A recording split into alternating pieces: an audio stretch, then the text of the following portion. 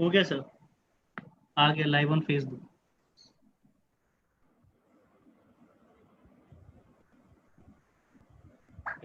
Should we start? Can we do the Zoom recording also? No, we don't need to. It will come automatically. It will get recorded on the FB. It Okay. will remain forever. It has Okay, come sir. live, right? Right, sir. Good evening, everyone. And today we are here on the occasion of World Autism Down Syndrome Awareness Month.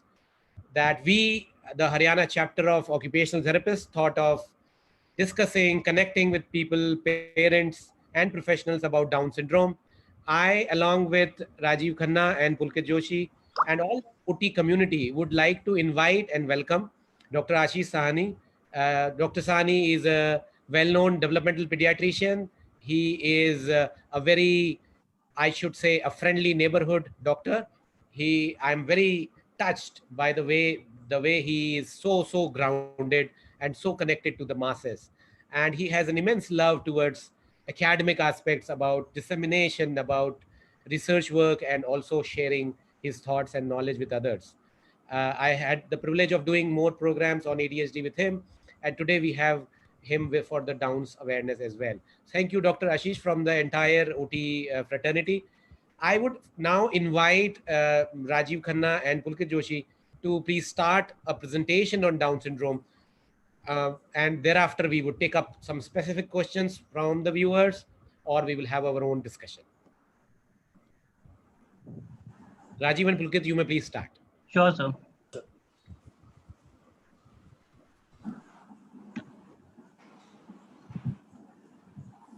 Okay, so good evening, everyone. Today we'll be covering the behavioral aspects in Down syndrome and the role of occupational therapy in that.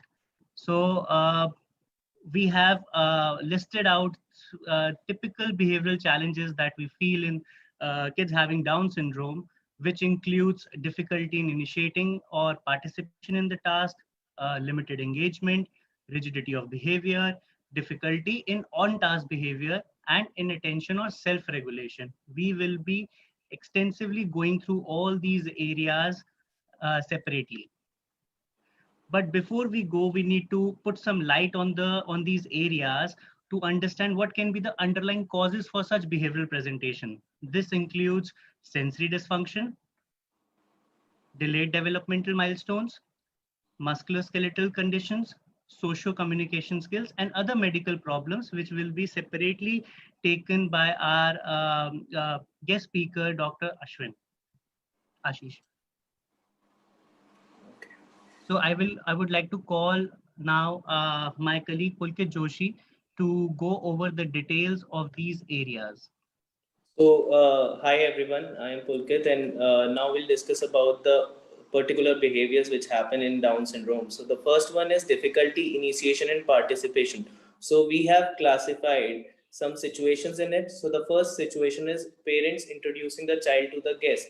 So, sometimes we see it's because of the suppose because of the confidence issues in the child, and suddenly a new change.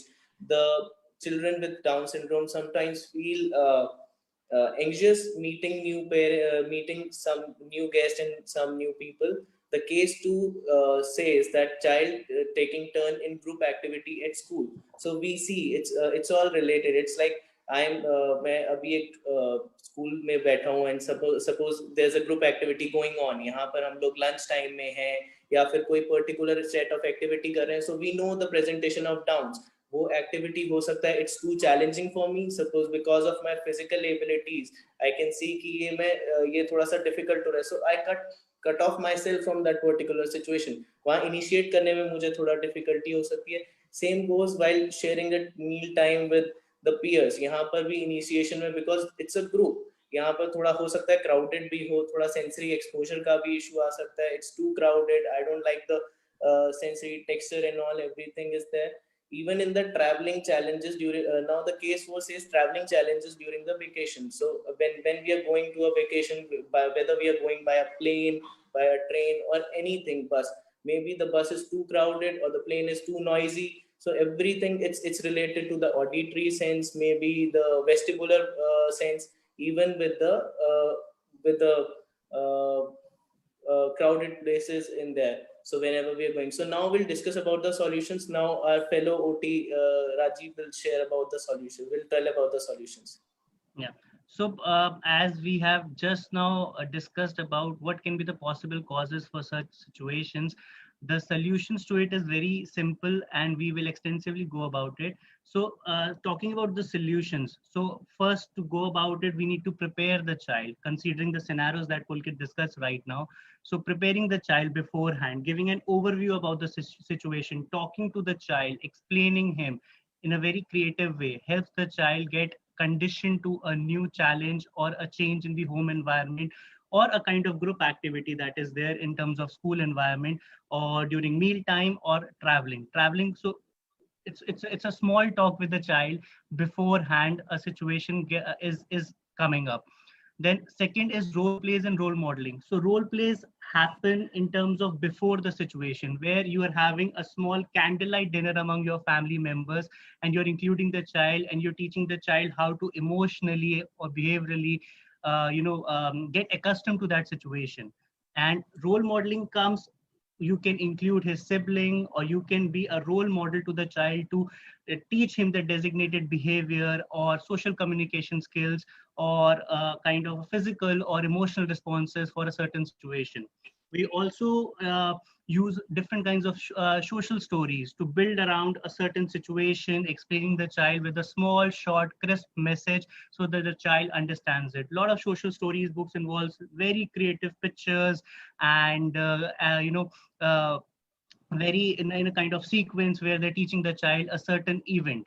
Then also here we need to recognize the child's sensory preferences, whether your child likes is not very happy in a very noisy or crowded place. Okay, he's not very happy in a situation that really helps him challenge his or integrate a lot of senses, his vision, auditory, different senses all together. So we need to recognize that, giving him a calming sensory environment. Or maybe a kind of example can be where if your child is gets very hyperactive and restless on seeing new people in the house or when you are traveling, so simple sensory calming strategies like rubbing his hand, rubbing his back, giving head pressure, or using noise cancellation headphones really helps the child get accustomed to these situations. Then moving on to breaks, that talks about if your child is really having a hard time, he's trying, but giving him frequent breaks in such situations really help him get his arousal and emotional level balanced. Now we move to the next behavior challenge, which Pulkit will be taking up. So the next behavior challenge is limited engagement. So here we see some situations. The first one is watching same set of videos, the same pattern of plays, sitting on the same chair, eat in a particular pattern. So why is it happening? We feel that there's a particular pattern to everything. So they have a set pattern of doing particular things. Suppose the child with Downs is eating, so he has a particular set. Suppose he'll pick up the roti first, then put the whatever the curry is there, and in the same set he's doing it.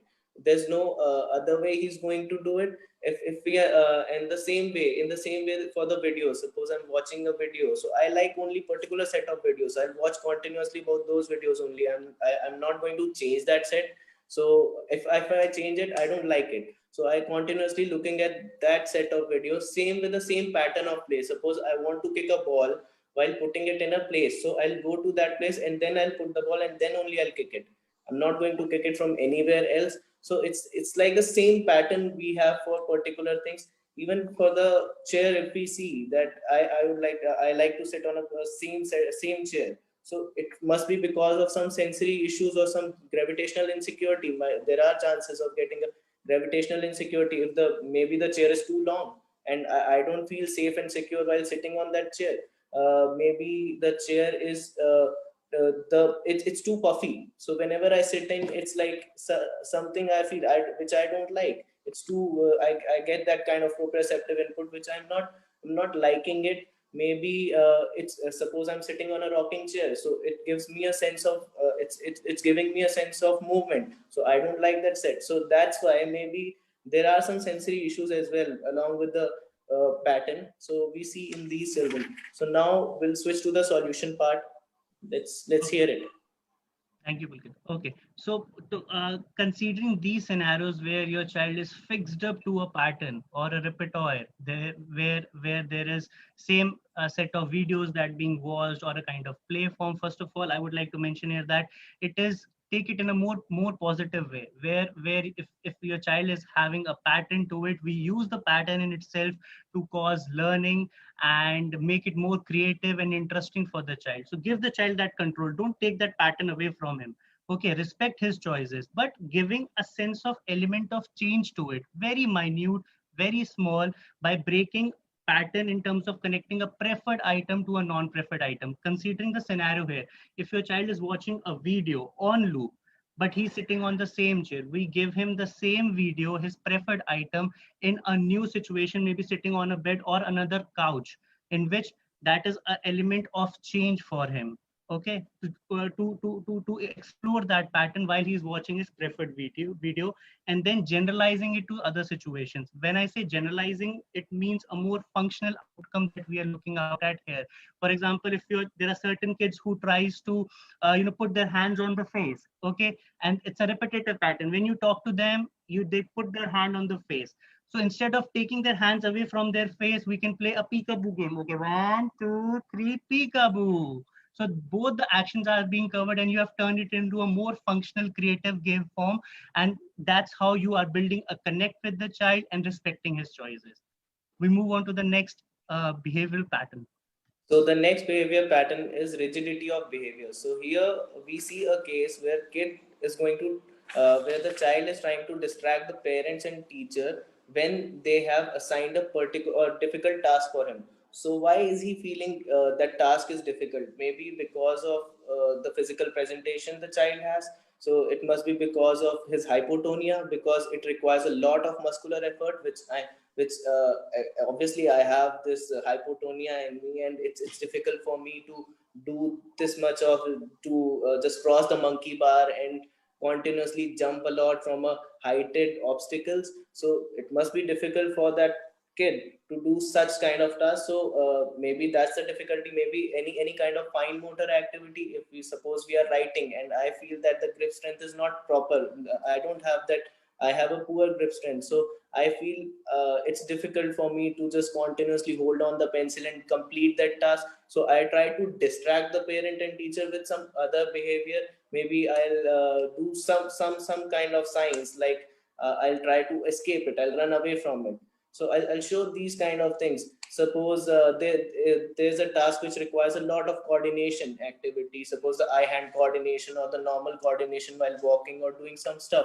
So maybe these are the challenges which we are facing, which are causing me, which are telling me to just distract the parents and teacher with some kind of behavior or sign to just let this activity go away from me. So now we'll listen about the solutions to this behavior. So yeah, rigidity means it can be a behavioral response where the child is not able to emotionally push himself in a situation or develop that kind of emotional or sensorial threshold to a situation. So it can be this kind of presentation, or it can be a situation where there is a physical limitation in terms of the muscle tone, in terms of the strength, in terms of achieving those developmental milestones in terms of gross, fine motor, or your executive function. So if the child is not getting that support internally, he might show rigidity because he's not able to sail through that situation or an activity or a demand that has been put up. So we use these strategies in terms of environmental adaptations and work simplification. So when I say environmental adaptation, we put something in the environment that can make the thing easy for the child. Just to quote an example, if the child is having difficulty in brushing activity where he's not able to brush the teeth nicely or move the brush inside the mouth, so a adaptive device can be in the form of an electronic Oral-B toothbrush where he's putting that in the mouth and that is moving in itself. So it has reduced the number of actions that is there in terms of challenge of the task. So environmental adaptation, we use adaptive devices or something that a new element that can help the child accomplish that task in an environment. By work simplification, we mean here that we are simplifying the work, we are breaking the task, we are reducing the number of steps that are involved in the task. For example, if your child is you have given a task of taking a heavy ball and moving from point A to point B. If your child is not able to do it throughout the course, maybe 10 steps, maybe 5 steps, or maybe going it halfway or reducing the demands of a task. And if there's a certain task that involves upper extremity strengthening, your shoulder strengthening, it is not required that the child is only standing and doing it. He can sit and do it if that makes it more comfortable and easy for him, because the center of area, the center of the goal objective that we are focusing here is shoulder strength. So that's how we simplify the work. In terms of motivation and self-regulation, we mean to build that emotional threshold. Once your child builds that emotional threshold, and a hampering factor to it can be his sensory needs. If your child is very restless, he's not able to integrate his senses in terms of his vision, touch, auditory, then we need to give him a balanced sensory diet to make himself integrate those senses so that he develops that emotional threshold and he's able to accomplish that task. By contingency review, I mean we need to remind the child. We have to link the task to a certain goal or a preferred item that he is wanting out of a task. For example, we always remind when the child is getting into rigid behavior, he has flopped, or he has stopped doing the activity. We tell the child, okay, remember, you are earning this out of this task. Or for example, you say, okay, first work, then iPad. First work, then you can have your favorite swing. First work, then you can have your favorite edible after doing this task. So that is contingency review. You're reviewing the whole process in a very short, crisp way to the child. Then limit setting. When I say limit setting, I mean clear set of instruction and boundaries given to the child. Okay, you do this task for 2 trials at this much length, and then it is done. So giving a clear picture, understanding the needs, understanding the abilities of the child in a given situation, so that we don't over challenge him also. We move to the next behavior now. So the next behavior is on task behavior. So it's like, suppose somebody has assigned a task to a kid, and now I see the case one says that there's a lack of connect. So suppose now we are sitting in this webinar, everybody is connected to us. You are listening to me, I'm listening to you. So somewhere we are mentally connected. But we see in Down syndrome cases, whenever there's a task assigned to them, they sometimes lack this connect in them, and they try to not to just, they're not oriented what the person is saying. Sometimes the orientation is not there, the proper cognitively we are mentally not there. So we see these kind of things. The next case says escape from the word demand. So here they try to escape from the work. It may be because of the challenging task, because they want to do it, maybe they don't like the task. Other thing says that difficulty understanding command. So here what we are trying to say is, suppose we have communicated something but they have not conceptualized it. It's hard to conceptualize a thing what is being told to them. So they are facing some kind of difficulty in conceptualizing what has been told to me. Okay, maybe we have to break it in part to just let them understand what we are trying to say. The case 4 says low motivation towards a given task. Maybe the task you have assigned me is not that interesting, I'm finding it so boring, it's not colorful, maybe I'm not enjoying it, it's not looking so good to me. So that's why I try to run away or escape or do some other kind of on task behavior, something I'll show. So here are some solutions which we'll listen from our fellow OT now. Yeah. So basically, being on task behavior is that what are the factors that can help our kids be on a task with a better inner drive, with a better sense of participation, actively involved in the process of that activity. So we have certain solutions which we can use in the form of strategies to help them. Reality orientation.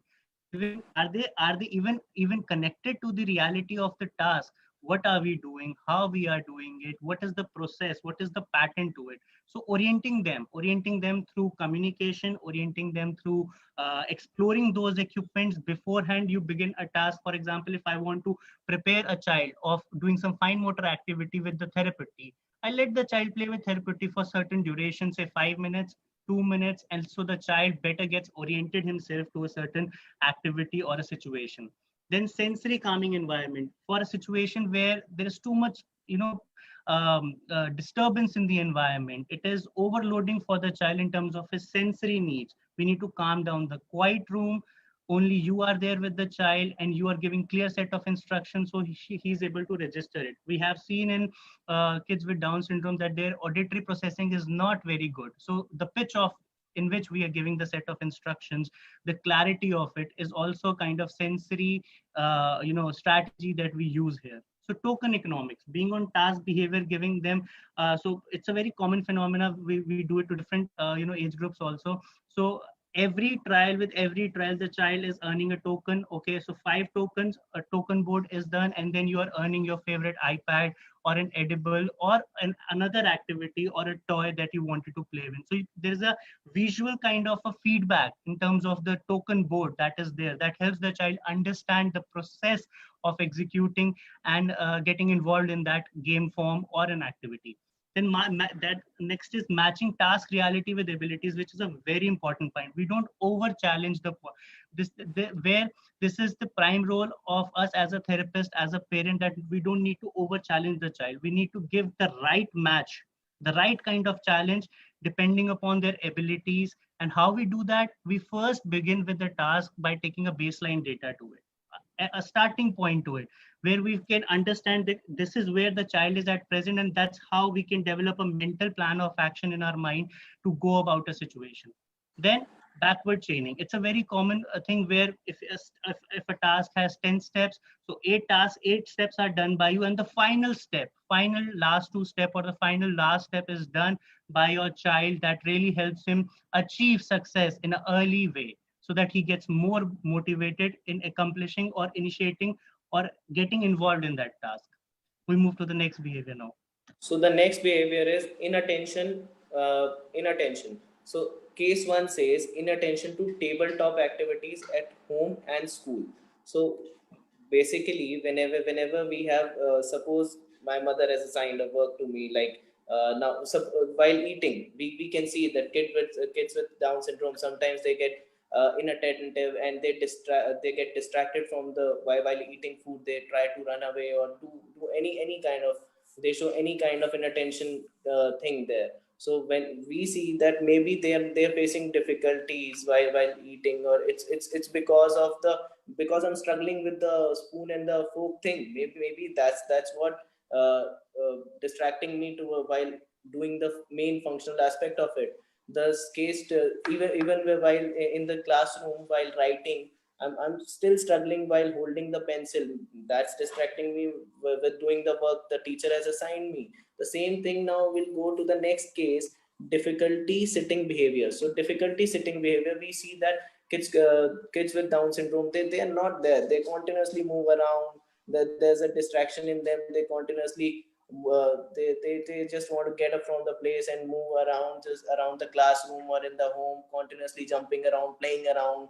They're very naughty, so keep on playing around. So that's kind of thing we see. Case 3 suggests that there's high or low activity level. It's maybe because of the sensory needs. Maybe the sensory needs are too high, which are causing me, which are troubling me and distracting me from the work I do. So maybe the classroom is too crowded, overcrowded classroom. The auditory, I get this auditory inputs continuously, which are hampering me to concentrate on the work the teacher has assigned. Even while sitting in the home, the noisy atmosphere around. Suppose the car horn is being honking outside the house, something like that. Even while doing a movement task, I don't feel safe while doing a movement activity. I don't like swings. So it must be because of the low and high sensory needs. So sensory need could be anything. It must be vestibular, proprioceptive, uh, auditory, and tactile. So anything could be added in that. So now we'll hear about the solutions to the situation. Yeah. So basically, inattention or self-regulation, when your child is not attentive, either the stimuli or the activity is not too reinforcing for the child naturally, or he is having some internal neurophysiological needs in terms of the sensory needs of the child. That's how he is not able to attend to a given situation. So we work around these two areas to make it more interesting and make the child get more involved in the process. So one, we use tone modulations, using a lot of tone modulations, the stars up in the sky, using a lot of rhymes, a lot of tone modulation when you're giving set of instructions Okay, so putting the ball goes pop, pop, pop, or using certain kinds of swing goes zoo, zoo. So these are tone modulations that we use to make to attract the to make the activity more interesting for the child. Whether it's academics, whether it's a simple game form, we can use tone modulation to help the child participate in a better way. Animation, same, using gestures, expressions, doing that. So even following through the developmental process, we learn the kind of language and communication skills. So expressions and gestures are the foundation to it. So we learn how to do gestures and expressions, and the child learns it, imitates it back, and find it very interesting to learn it in that form. Then activity gradation is again the same form, giving the balanced kind of activity where it is perfectly matching to the needs of your child in a graded form where the child can accomplish a given task. Then clutter and distraction free environment. Whenever you're presenting any academic stimuli, it should be well presented in terms of the font of the letters, the pictures that you are presenting, whether it's clear and appealing to the child, whether you have taken an interesting factor for it while you're introducing that thing. In terms of distraction, the kind of environmental variables that are there, the environmental factors that are there, the temperature of the room, the lighting of the room, the noise in the environment, and the lighting around really helps the child be more. All these things really help or build around functioning of the child. So we need to consider these areas and help the child be more functionally involved in a given situation or an activity. I think we are done with the different behaviors set forms for the condition that we're discussing here, Down syndrome. And I would like to, it's my honor to, redirect and hand over the platform to our in-house, guest speaker, Dr. Ashish, now to go over the medical aspects. And also following that, we will be covering or taking your question answers on the respective topics that we have discussed. Thank you.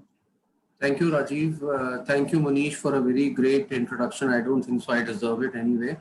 And thank you for sharing a platform and giving me a platform with Rayana to just highlight some of the medical problems. I think a lot of us are into Downs. We see them day in and day out. OTs, obviously. Pediatricians also. In fact, from the day we take a delivery, we know it's Downs or whether it's not Downs. So look at the incidence. It's still something like around 700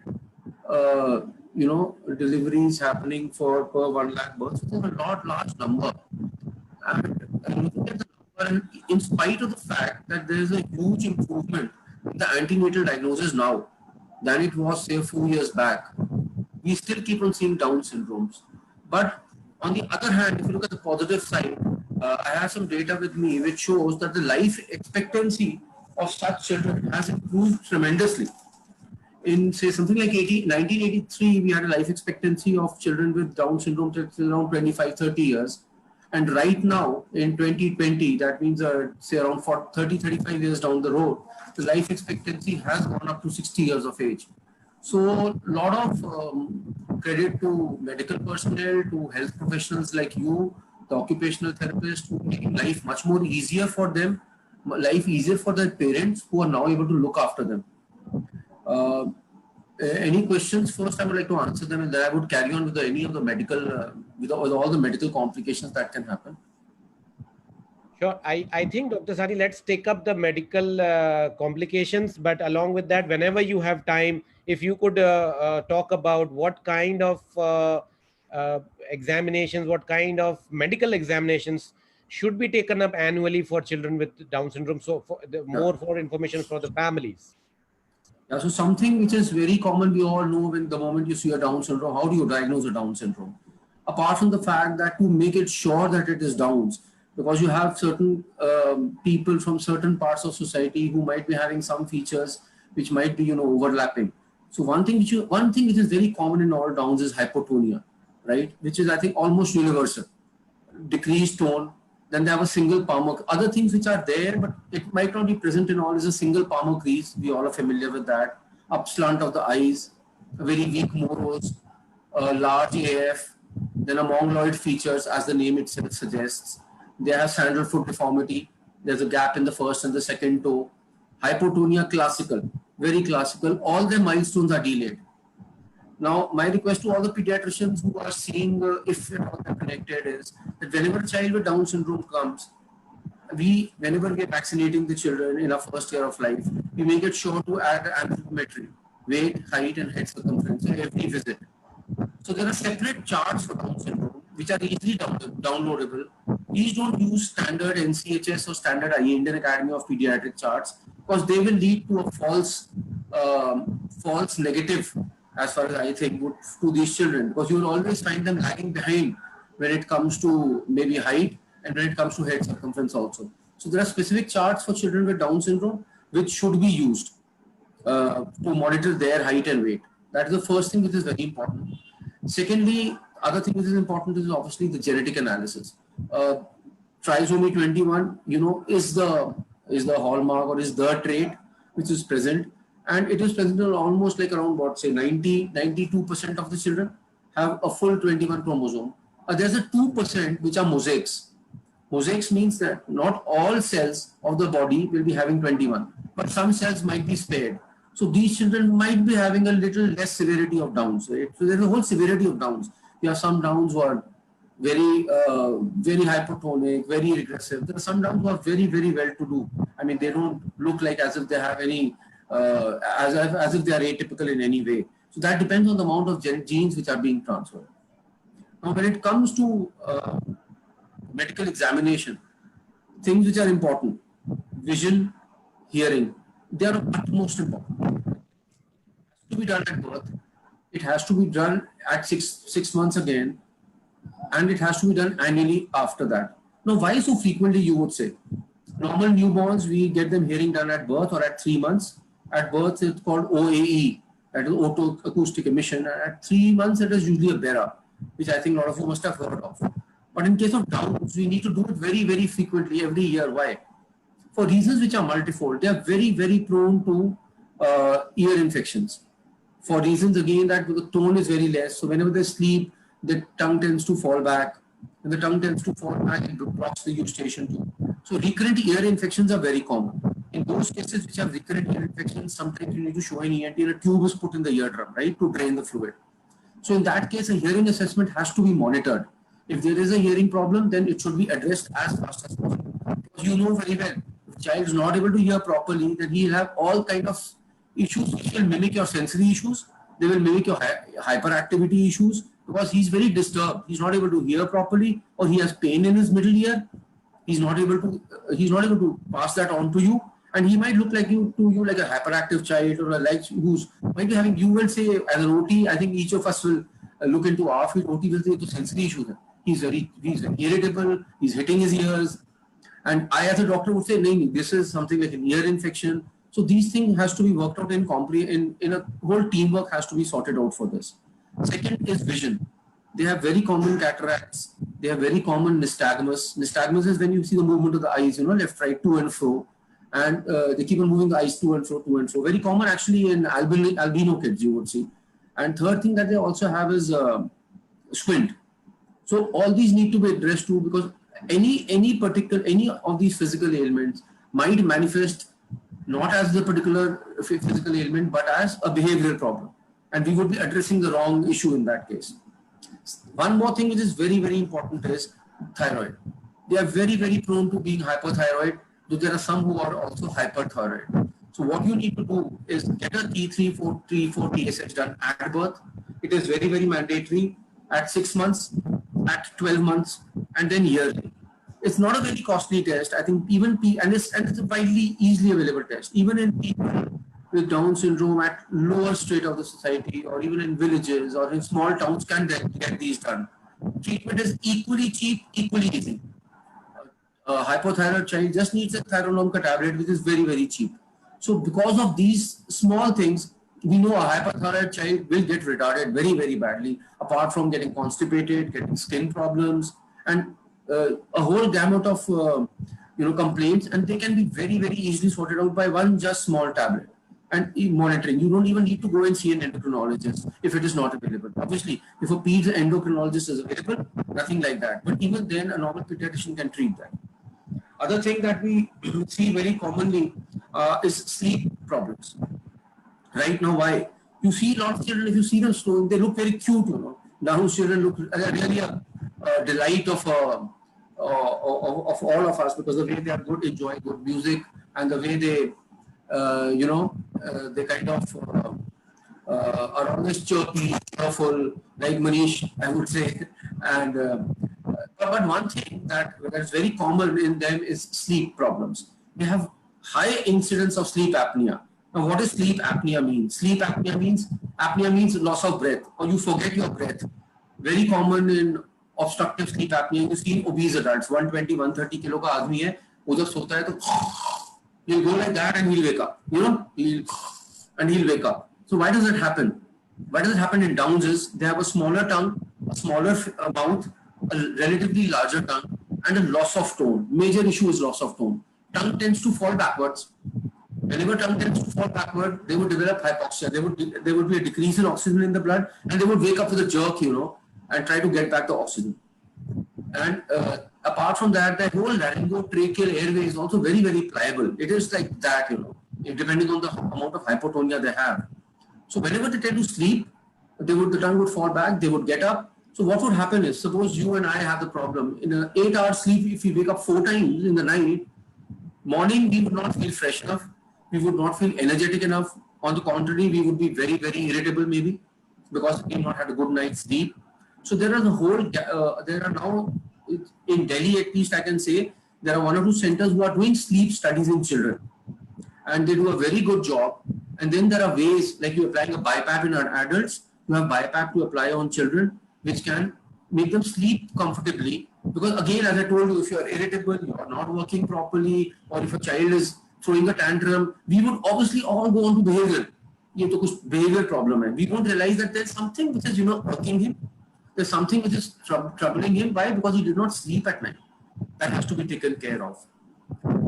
Apart from these 3-4 things which are very common, another thing which comes to mind is celiac disease. Celiac disease means they have a high incidence of wheat intolerance, or as you would say, gluten hypersensitivity. Not only wheat, rye, bajra. Now, in the whole of Haryana, UP and Delhi belt and Punjab belt, we are all wheat eaters basically. I mean, I don't know whether this is being aired down south, I don't think so. So they are basically rice eaters. So over here up north, we are very, very, I mean, I'm sure a lot of you would have heard your grandmother and your grandfather and your grandparents saying, "Jab roti nahi khai to isne bachche ne kuch nahi khaya." Rice has no importance, you know.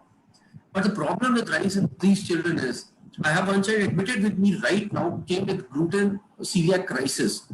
Parents were not ready. He's there still in my ICU. He's not ready to accept. The parents were not ready to accept that wheat allergy exists. Child was put on gluten.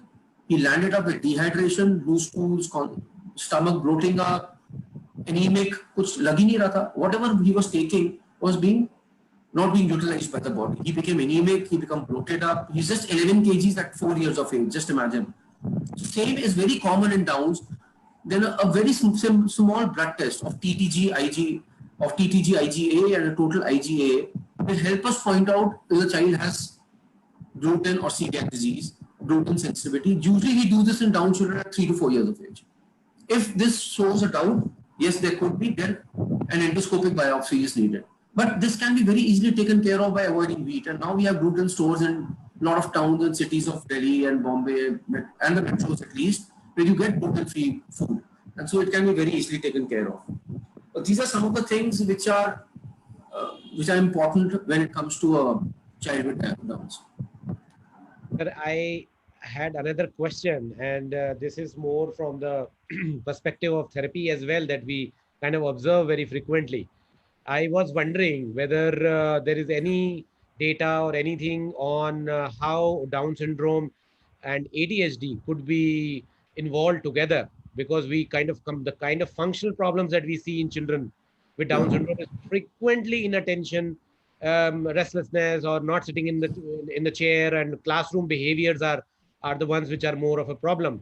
I was just wondering whether there is something about ADHD and Downs together. Yeah, there are studies which are showing a huge correlation. There's one study which I just went through 2 days back, which showed a 43% incidence of ADHD in Downs.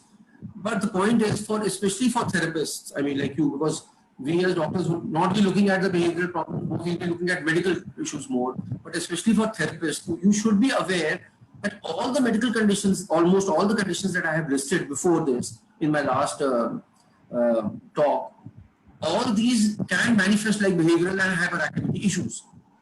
I remember seeing a normal, typical child 4 years back in a general OPD in my hospital, running around. And I thought I was a genius, you know. The moment that 6-year-old child entered, he was not Down, he was neurotypical, but he was just running around all over my OPD. It's a big chamber in that OPD which they have in our hospital where I work, Balaji Action Hospital. It was a chamber of around, say, 10 by 20 feet, which is good enough for 2 doctors to sit. And that child did not stop. Before I asked, I was thinking I'm a smart ass. I wrote ADHD, refer to psychologist. Then I started asking questions. And the first thing the mother told me, say he's congenitally deaf. We are waiting for a transplant in a government hospital because we cannot afford a private setup. So please, before we label any of the problems in a Downs as ADHD, let us rule out blindness, let us rule out thyroid disorders, let us rule out hearing, especially hearing problems, middle ear infections. We have to rule out skin. They have a lot of dry skin. It might be very itchy to them. You know, when they can't manifest that itchiness, they must keep on rubbing themselves against the cupboard, rubbing against your stool, and you would think it was sensory issues. They might be sensory, I'm not denying that. But before we label, it is one of the most difficult things to do is label a Downs as ADHD. Because there are such a gamut of other manifestations that we have to first rule them out all systematically and then come to a conclusion of ADHD. Sure, sir. I think that's a very, very valuable input as far as just the observation way of assessment is concerned. We should definitely not do a lot of judgmental. Can I just add one thing? Yes. The physical thing that we all miss out, I think even as normal pediatricians who don't see Downs regularly, and because I see them regularly, is which I think you therapists should be very careful of, is atlantoaxial instability. Somewhere between the cervical vertebra C1 and C2, they have a huge chance of it slipping across. And if it does that, you are in a soup. I mean, the child would be paralyzed or maybe quadriplegic also. So once we all are doing therapies on them, and the worst part is there are not many complaints about it, you know. So we have to be very, very careful, especially I'm sure Manish and Pulkit and Rajiv, you people will be taking a lot of these children who might be even participating in Special Olympics, right? So you have to make sure that the this instability is not there. So how would it manifest? It would manifest like maybe neck pain, pain in the neck. It might manifest as urinary and bowel complaints because that C1, C2 compressing on the spinal cord will cause a lot of these complaints. वो mother कहेगी कि इसको control नहीं रहता है, पहले तो था control, अब क्या हो गया? We don't understand. Or he has an urge to defecate again and again. Or if he's having any weakness, if he's suddenly turned wobbly, you know, ये चलते चलते गिर रहा है, his tone is not good. Apart from the fact that he's a hypotonic kid, obviously, one has to be very sure that we are not missing any atlantoaxial instability, because then it's an urgent referral to an orthopedician. There is no point waiting at all and no point trying any therapy, I would suggest. Straight away send them to there so that they first stabilize the cervical spine. And especially the children with a little more better run, who can run around and who can participate in some kind of an athletic activity. So they have to be very careful. Sure, sure. We do have 2 minutes more, Dr. Sahni, and I have a question on the FB Live from Purnima Badole. And the question, I think, is not just covers up Downs, but overall. And she's asking, sir, why are we lacking early intervention? She means referral for early intervention. I would say that because she follows up with saying that why we see many pediatricians not suggesting early rehabilitation. Instead, there are a lot of times the parents are told to wait, maybe say up to 3 years of age. Parents say, "Thoda wait karo, dekhenge, aage dekhenge kaisa hota hai." So I think that is our fault. That is no one's fault. We are not invited enough to talk to general pediatricians. They have to be sensitized. It just takes a writing of a pen to tell them to refer to an occupational therapist. And I don't know, in small towns, I somehow also believe, Manish, ki thode kam hai. Occupational therapist, pediatric OTs might be little less in smaller towns. And a physiotherapist would try to cover them up without doing as good a job as you people are able to do. So I think some kind of a satellite centers are important. If pediatricians can, say one pediatrician in a small town can invite Manish and his team, say once in 2 weeks or once in a fortnight, give home therapies to some children, or maybe establish a team there. But yes, early intervention is the answer to all neurodevelopmental disorders, for the simple reason because there is synaptic pruning, there is synaptogenesis happening, and that's the time when you should take advantage of it. There is no doubt about it that it has to be done. It has to be done early. Sure. There is, I think it's more of a comment rather than a question on the live program by Shilpi Ashta Arora, and she is writing, and you can, if you wish to, if you can have a comment on it, that XYY syndrome also has autism and ADHD traits. It finishes there, so I'm assuming it's a comment rather than a question. But do you have a comment over that comment? So XYY will, I think, will not be Downs, if I'm not mistaken. XY would be Downs. XYY would be something, not even Turner's. Turner's is XO. XYY could be having both. I mean, there is a huge, even 7% of Down's children have autism spectrum disorder, 7 to 10%.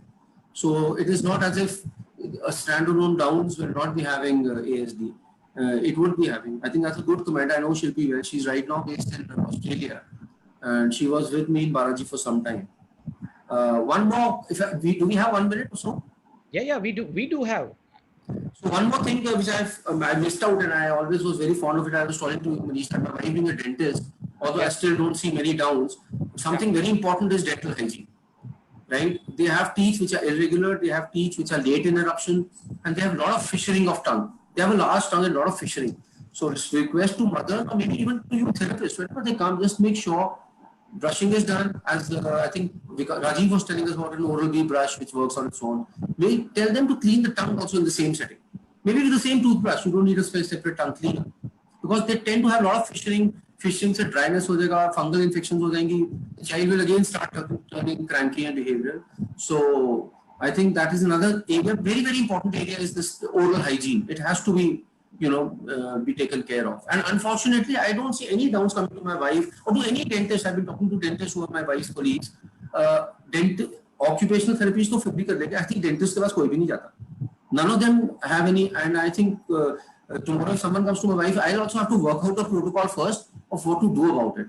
Because there are a lot of incidences of caries, and they have very irregular teeth, very erratic tooth eruption. It does not happen like normal also. So dental hygiene has to be taken care of. Yeah. I don't think we have any more questions on the live program as such from the viewers, and we have managed to kind of complete it on time as well. So I think we can just call it a day. And this program's objective was to create a sense of awareness, a sense of reaching out from the professional community to the parent community to say that if this is a month which has been kind of dedicated to Down syndrome, we are very much there with all of them. We are here to support them, and we did this program. And I again thank Dr. Sani to take out time from his OPDs and other busy schedule for this kind of a voluntary program. And I'm sure any of the families who would be live now or who would be able to listen even after this program is over, the program will be available all the time on the Facebook, and we are going to also put it on the YouTube channel of Haryana Chapter of IOTA as well. So this program will not just end at this moment. I'm sure this is going to reach out to so many other families. So thank you so much. Thank you, Manish. Thank you so much. Thank you, Pulkit and Rajiv also. Thank you so much. Okay. Hope to collaborate with you further also. Bye. Bye. Sir.